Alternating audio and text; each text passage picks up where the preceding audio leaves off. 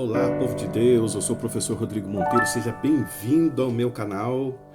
Hoje a gente vai fazer um estudo. Eu tinha falado para vocês no sábado passado que a gente ia começar o estudo 5 das 7 cartas, mas por uma situação eu resolvi inverter o estudo. Vamos fazer o estudo 6, que é o Trono de Deus e o Livro Selado. Depois eu faço o estudo 5 das 7 igrejas, 7 cartas com vocês. Não vai fazer diferença, tá? Não altera na compreensão, tá bom? Mas antes da gente estudar, se inscreve no canal, ativa o sininho, compartilha esse vídeo com todo mundo que você conhece, vamos espalhar o evangelho, principalmente porque hoje a gente está começando um estudo muito importante, um estudo que vai fazer a diferença na sua vida. O tema que a gente começa a estudar hoje e vamos terminar no sábado que vem é um tema extremamente importante para o cristianismo. Opa, balancei a câmera aqui, desculpa, gente. Um tema muito importante para a nossa vida cristã, porque se o que a gente começa a estudar hoje não tivesse acontecido, nada mais precisava ter acontecido. Não tinha motivo para o restante das coisas. Então hoje a gente começa a estudar um assunto muito importante. Mas antes, como é o nosso costume, vamos pedir a orientação de Deus para o estudo de hoje. Feche seus olhos, vamos falar com o Senhor. Pai querido, te damos graças por poder abrir a tua palavra e poder estudá-la. Peço que agora o Senhor me use para transmitir a tua mensagem e toque a mente e o coração de cada um que assistir esse vídeo para que nós possamos entender a tua vontade e colocar em prática em nossa vida. Nós oramos em nome de Jesus. Amém. Vamos lá então? Pronto? Eu vou colocando os textos na tela aí para você. Olha só, vamos lá então. Apocalipse capítulo 4, versículo 1. A propósito, os capítulos que a gente vai estudar do Apocalipse é o capítulo 4 e o capítulo 5. Hoje nós vamos estudar o capítulo 4. No sábado que vem estudaremos o capítulo 5, tá bom? Vamos lá então. Depois dessas coisas, olhei, e eis que estava uma porta aberta no céu, e a primeira voz, como de trombeta, ao ouvir a falar comigo, disse: sobe aqui, e mostrar-te-ei as coisas que depois dessas devem acontecer. Apocalipse 4, versículo 1. Então aqui você pode reparar duas coisas. João fala que ele ouviu a primeira voz que tinha falado com ele. Quem é essa primeira voz que ouviu falar com ele? É a voz de Jesus. Olha só, no Apocalipse capítulo 1, do 10 ao 16, tá aí na sua tela, olha só, é sobre esse texto que João está fazendo referência. Eu fui arrebatado em espírito no dia do Senhor, e ouvi de trás de mim uma grande voz como de trombeta que dizia: o que vês escreve num livro e envia-o às 7 igrejas que estão na Ásia, a Éfeso e a Esmirna e a Pérgamo e a Tiatira e a Sardes e a Filadélfia e a Laodiceia. E virei-me para ver quem falava comigo, e virando-me vi 7 castiçais de ouro, e no meio dos 7 castiçais, um semelhante ao Filho do Homem, vestido até os pés com uma veste comprida e cingido pelo peito com cinto de ouro. E a sua cabeça e cabelos eram brancos como lã branca, como a neve, e os olhos como chamas de fogo, e os seus pés semelhantes a latão reluzente, como se tivesse sido refinado numa fornalha. E a sua voz como voz de muitas águas, E ele tinha na sua destra 7 estrelas, e da sua boca saiu uma aguda espada de 2 fios, e o seu rosto era como o sol, quando na sua força resplandece. Então esse texto aqui é a primeira vez que João teve a visão de Jesus no livro do Apocalipse. Essa foi a visão inicial. E lá no capítulo 4, João fala assim: eu ouvi de novo aquela primeira voz que eu tinha ouvido. Então ele ouviu de novo Jesus falando com ele. Isso dá a entender que o Apocalipse não é uma visão só. O Apocalipse são várias visões. Aqui começa uma segunda visão. A primeira visão começa lá no capítulo 1, aqui começa uma segunda visão que João teve. Tanto que, de novo, Deus fala para ele: sobe para cá, que eu vou te mostrar as coisas que devem acontecer depois. Então aqui começa uma nova visão. João está tendo uma nova visão. E qual é essa visão que João está tendo? Olha só o versículo 2 e 3 do capítulo 4. E logo fui arrebatado em espírito, e eis que um trono estava posto no céu, e um assentado sobre o trono. E o que estava sentado era, na aparência, semelhante à pedra de jaspe e sardônica. E o arco celeste, em algumas versões está arco-íris, estava ao redor do trono e era semelhante à esmeralda.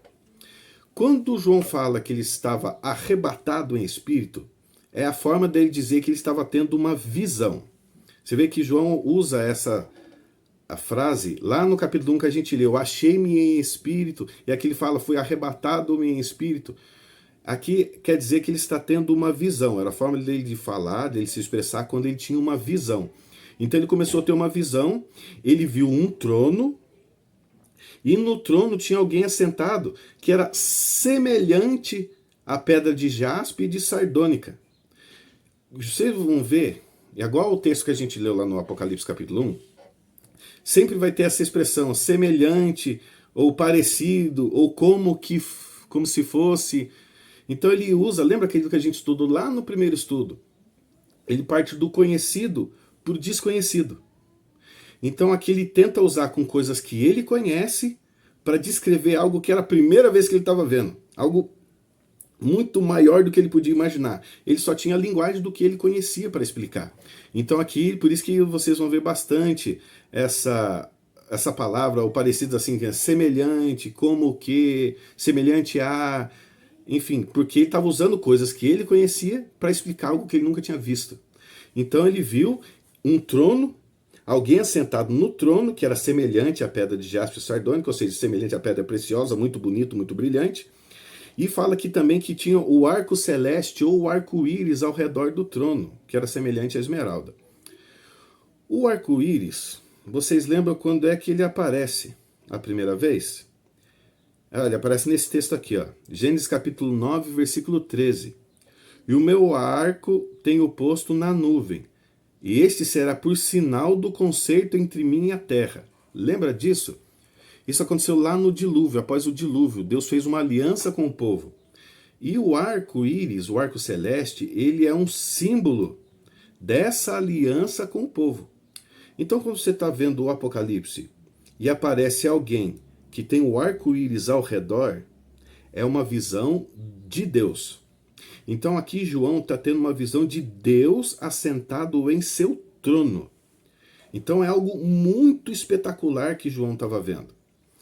Então eu quero que vocês vão montando na cabeça, então, o cenário que João está tendo. Hoje vai ser mais isso, a gente entendendo o cenário, e no sábado que vem a gente vai entender o significado. Então vai montando o cenário na sua cabeça daquilo que João está vendo. Então primeiro a gente viu Deus assentado no trono, e era muita glória, muito brilho aquilo que João estava vendo. Vamos lá, continuando, versículo 4 agora, está aí na sua tela. E ao redor do trono havia 24 tronos, e vi, assentados sobre os tronos, 24 anciãos vestidos de vestes brancas, e tinha sobre a cabeça coroas de ouro. A palavra coroas de ouro que está descrito aqui é a palavra Stephanos, que significa a coroa de vitória. Tem um outro tipo de coroa que é descrito no Apocalipse, a gente vai estudar quando estiver lá no Apocalipse capítulo 13, que é a coroa diadema. Diadema é uma coroa de autoridade, uma coroa de reinado. E Stephanos é uma coroa de vitória. É até o nome que era dado à coroa das pessoas que ganhavam Olimpíadas no passado. Era Stephanos, uma coroa de ouro, onde simbolizava a vitória. E a gente viu também que quem usava essas coroas de ouro eram 24 anciãos. No Apocalipse, e para a Bíblia toda, o número 12 ele tem um significado muito importante. Lembra quando a gente estudou o santuário? Tinha uma mesa com 12 pães, simbolizando o povo de Deus. Eram 12 tribos. E no Novo Testamento, quem simbolizava o povo de Deus? Os 12 apóstolos.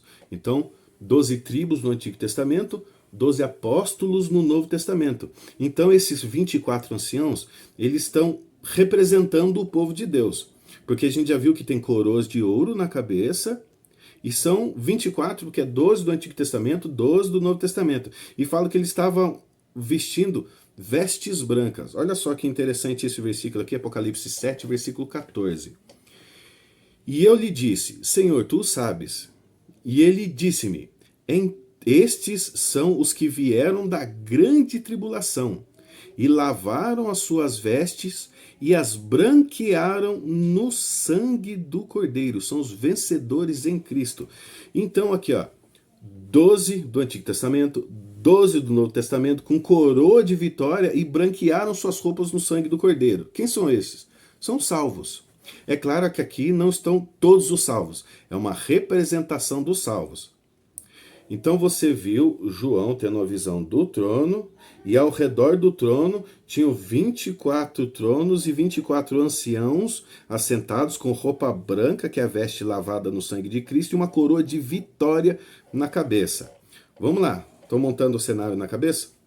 Versículo 5 agora, Apocalipse 4, versículo 5.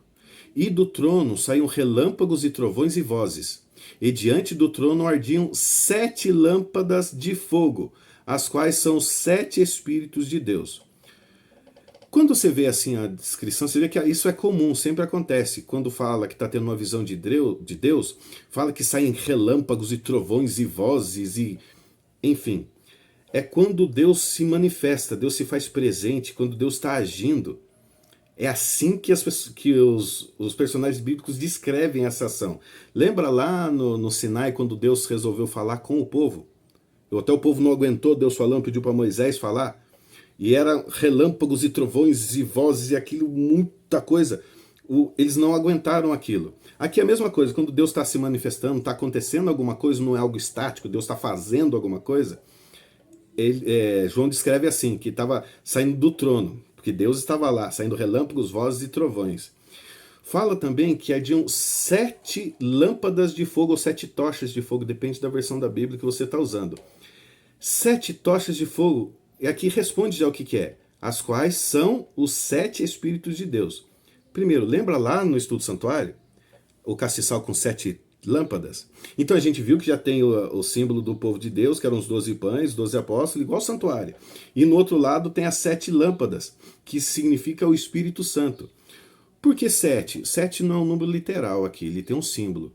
O símbolo do número 7 no Apocalipse significa perfeição, plenitude, algo completo, algo cheio, algo pleno.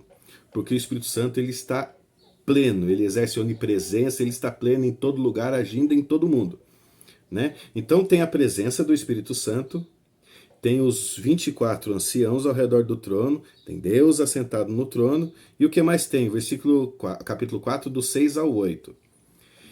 E havia diante do trono como um mar de vidro, semelhante ao cristal, e no meio do trono e ao redor do trono, 4 animais cheios de olhos por diante e por detrás. E o primeiro animal era semelhante a um leão, e o segundo animal semelhante a um bezerro. E tinha o terceiro animal o rosto como de homem, e o quarto animal era semelhante a uma águia quando está voando.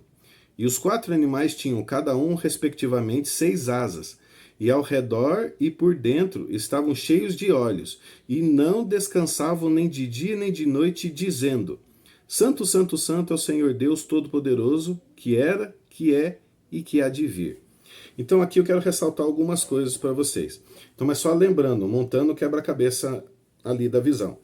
Deus assentado no trono, 24 tronos ao redor do trono de Deus, apresenta das 7 tochas que simbolizam o Espírito Santo, e aqui agora João vê 4 animais. Tem algumas bíblias que eu acho que fica até mais bonito traduzir como seres viventes, né, ao redor do trono. Eles tinham a aparência de leão, bezerro ou boi, né, novilho.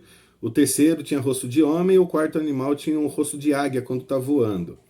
Né? Aonde já vimos essa visão? Ela é muito semelhante a quando Ezequiel tem a visão do trono de Deus. A gente vai ler 3 versículos de Ezequiel. O capítulo 1, versículo 5 e o versículo 10, depois o capítulo 10, versículo 15. E a gente vai ver também em Isaías, capítulo 6, versículo 2. Vai dar uma ideia, porque Isaías também teve uma visão do trono de Deus. E olha só como eles descrevem, para a gente entender o que João está vendo lá. Ezequiel descreve assim: do meio dessas nuvens saía a semelhança de 4 seres viventes, cuja aparência era esta. Tinha semelhança de homem, a semelhança de homem, ou seja, pareciam homens, né, com braço, perna, essas coisas assim. A forma dos seus rostos era como de homem, à direita, os quatro tinham o rosto de leão, à esquerda, rosto de boi, ou de novilho, ou de bezerro, né? Que é o mesmo animal ali. E também rosto de águia, todos os quatro. E ele dá um nome, olha só, capítulo 10, versículo 15. E os querubins que se elevaram, e os querubins elevaram, e os querubins se elevaram ao alto. Estes são os mesmos animais que vi junto ao rio Quebar. Ele está se referindo ao texto que a gente leu em cima. Então ele chama de querubins. E como que Isaías chama? Isaías 6, versículo 2. Os serafins estavam acima dele, cada um tinha 6 asas. Com 2 cobriam o rosto, com 2 cobriam os pés e com 2 voavam. É interessante, assim, a visão ela é algo muito estarrecedora quando um profeta tem. Se você ler Daniel capítulo 10, vê João mesmo no capítulo 1 do Apocalipse, quando eles têm a visão de Deus, ou têm uma visão da parte de Deus, é algo muito forte, muito intenso. Eles caem, se prostram como morto no chão, porque é algo muito intenso. Então Ezequiel, quando teve a visão, ele viu de um jeito, mas era algo muito intenso. Isaías viu de outro jeito e João viu de outra forma. Então, às vezes muda poucos detalhes na forma de enxergar, mas são as mesmas coisas. Ezequiel deu o nome de querubim e Isaías deu o nome de serafim. Qual a diferença? Só a forma de chamar. Não quer dizer que querubim são 4 asas, serafim são 6 asas. Não tem nada a ver. Querubim é uma função, é a função de cobridor. Querubim cobridor. Ele está diante de Deus. Você viu que na visão de João eles estão ao redor do trono de Deus, porque eles cobrem a glória de Deus. Eles velam a glória de Deus. Então, são querubins. Esse é o posto deles ali. E Isaías chama de serafim, porque a palavra serafim significa ardente. Algo que queima, algo ardente. E fala que eles estão cheios de olhos. Cheios de olhos é uma expressão que quer dizer que está brilhando muito. Não que eles têm olho na testa, olho debaixo do braço, olho no peito, olho na boca, não. Quer dizer que eles brilhavam muito. Essa expressão cheios de olhos quer dizer que brilha muito. É algo muito chamativo, muito intenso, muito brilhante. Diz essa expressão que são cheios de olhos. E na sua Bíblia, eu não sei se você tem aquela Bíblia tradicional, Almeida atualizada. Balancei de novo a câmera, desculpa, gente. Tem Almeida atualizada, vocês vão ver que a parte do texto lá do capítulo, do versículo 8, que falam que o que os querubins estavam cantando, fala que é santo, santo, santo, é o Senhor Deus Todo-Poderoso, aquele que era, que é e que há de vir. Na sua Bíblia, se ela for revista e atualizada, Almeida, o texto vai estar fora de formatação. Vai estar tudo o parágrafo certinho e quando chega nesse pedaço está fora de formatação. Semelhante ao que está no livro de Salmos, que está tudo fora de formatação. Por quê? Porque quando aparece assim na Bíblia, os tradutores colocaram assim porque fica mais fácil da gente identificar. Quando coloca assim, é uma música. Então aqui os 4 querubins que estão diante do trono de Deus, eles estão cantando uma música. Então eles estão fazendo uma mensagem musical, né? Então, olha só que interessante. O trono de Deus, a representação dos salvos, o povo de Deus, a presença do Espírito Santo, os 4 querubins trazendo uma mensagem musical, né? Não parece um culto que está tendo no santuário no céu?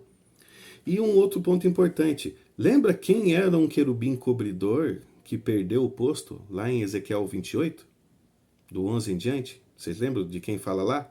Vocês podem ler, do 11 em diante, do 11 até o 17. Fala sobre um querubim que caiu do céu, que quis ser maior do que Deus. Aqui está falando de Satanás, nesse Ezequiel 28. Satanás tinha essa função, querubim cobridor. Ele era o líder dos querubins cobridores, né, dos 4, e de toda a hoste angélica. Ele estava abaixo apenas da divindade, Deus Pai, Deus Filho e Deus Espírito Santo. E foi de lá que ele caiu. Então, Lúcifer, ou Satanás, estava nesse posto de querubim. Foi dali que ele caiu. Né? Então, os querubins estavam cantando. Estava tendo... Se a gente reparar, Deus no trono, o povo de Deus, o Espírito Santo presente, uma mensagem musical, está acontecendo um culto, uma cerimônia, uma celebração. Aí eu faço uma pergunta. O que de tão importante tinha nessa cerimônia para Deus dar ela em visão para João? Você acha que no céu tem vários cultos a Deus? Deve estar constantemente acontecendo culto a Deus. Porque esse em especial, aparecendo justo no livro do Apocalipse. A gente vai chegar lá. Olha só, do 9 ao 11, agora Apocalipse 4, do 9 ao 11, para a gente encerrar o capítulo 4. E quando os animais davam glórias, animais ou seres viventes, ou seja, os querubins, né, davam glória e honra e ações de graças ao que estava sentado sobre o trono, ao que vive para todo sempre, os 24 anciãos prostravam-se diante do que estava sentado sobre o trono, adoravam o que vive para todo sempre e lançavam suas coroas diante do trono, dizendo, outra música, digno és, Senhor, de receber a glória, a honra, o poder, porque tu criaste todas as coisas e por tua vontade são e foram criadas. Aqui é outra música. Olha só. Deus assentado no trono, a igreja, o povo de Deus, ao redor do trono, a presença do Espírito Santo de forma plena, né, 7 espíritos, tinha os 4 querubins cantando uma mensagem musical, e os 24 anciãos, simbolizando o povo de Deus, o povo redimido, né, porque tinham coroas de vitória, vestidos de branco, porque lavaram as vestes no sangue do Cordeiro, eles também cantavam um canto, igual um canto congregacional que a gente tem em cultos. Está acontecendo uma cerimônia. Que cerimônia é essa? Por que Deus fez questão de mostrar essa cerimônia para João? Né? A gente viu que nesse culto está faltando algumas coisas, né? Cadê Jesus? Apareceu Deus o Pai e o Espírito. Cadê Jesus? E outra, também está faltando algumas peças do santuário. A gente viu o que a mesa e os pães simbolizavam, né, que é o povo de Deus. A gente viu o castiçal com 7 lâmpadas, que simbolizava o Espírito Santo. A gente viu a Arca da Aliança, que simbolizava o Deus e o seu trono. Está faltando também o altar de incenso. Cadê o altar de incenso dentro do santuário? Sábado que vem eu vou gravar sobre o capítulo 5, que vai responder essas coisas. O porquê desse culto e aonde estavam esses 2 que estão faltando dentro do santuário. Mas eu digo para você que se esse capítulo 5 não tivesse acontecido, eu e você não estaríamos aqui. Se o capítulo 5 do Apocalipse não tivesse acontecido, não tinha por que existir o mundo hoje. Não tinha por que existir igreja hoje. Não tinha por que eu gravar esse vídeo aqui hoje para você estar assistindo. É algo extremamente importante.